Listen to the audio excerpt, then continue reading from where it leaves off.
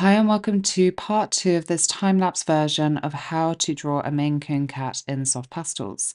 So we are starting to go in underneath the eye, and as you can see, I'm mapping in the base layers of the face.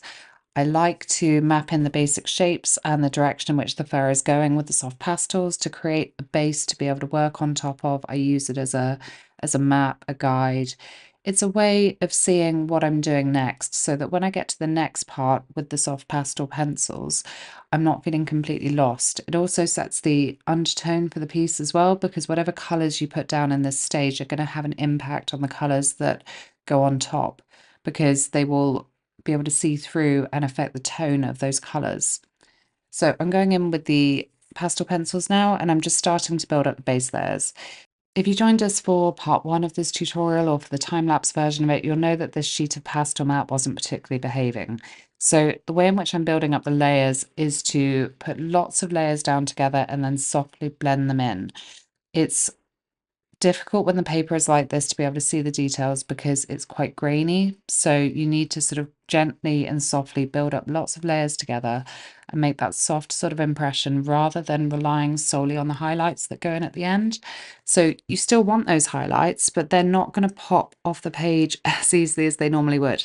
So that is a silicone tool. I bought that from Jackson's Art. You can get them in various different sizes.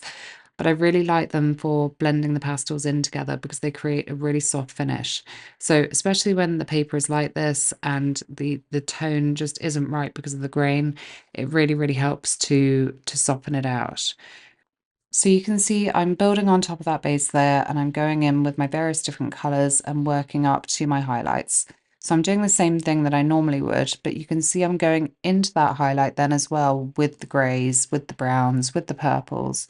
So I'm going back into those lighter sections with the darker colors to make those lighter sections pop a little bit. And then I will gradually sort of blur all those in together as well. And you don't have to use a silicone tool. You could use a makeup applicator or a cotton wool bud.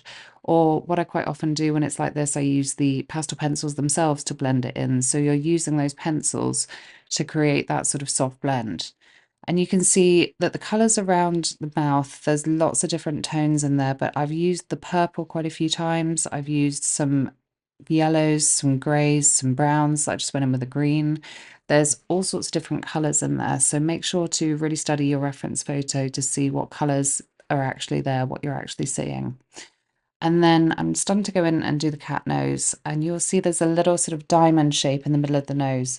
And it's quite important when you're doing cats to really pay attention to that shape. And I talk about this in the real-time tutorial because if you don't get these shapes right, the cat is not going to pop off the page. You won't get that three-dimensional effect because you need to make sure that all of those tiny little hairs, even though, you know, they're the size of a tip of a pencil, but you can still see the direction in which they're going. You need to make sure that all those tiny little hairs are going the right way. And you can see we're building upon that sort of diamond shape. So you've got them all curving in different directions.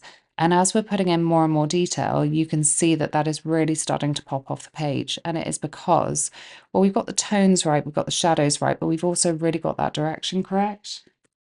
And then I managed to do quite a lot in quite a short amount of time, really, on this one. I'm now going in to do that cat nose. And you can see there's pinks, there's yellows, there's purples, there's all sorts of different colours in there. I was just discussing what order in which to do this in because I was trying to work out what the best way of moving forward with the portrait was.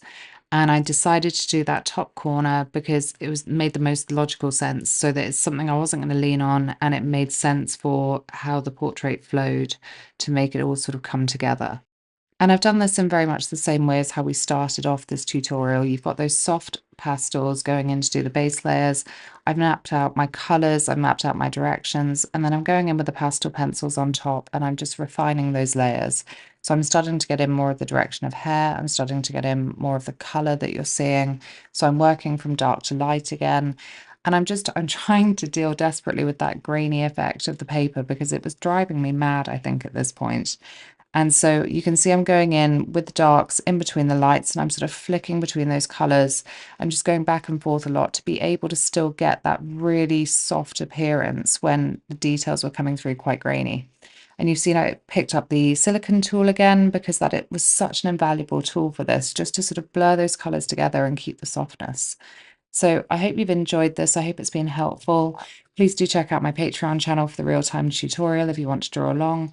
And I will upload part 3 of this time lapse next week. Please do subscribe to my channel and hit the like button if you enjoyed this. Thank you guys. Bye.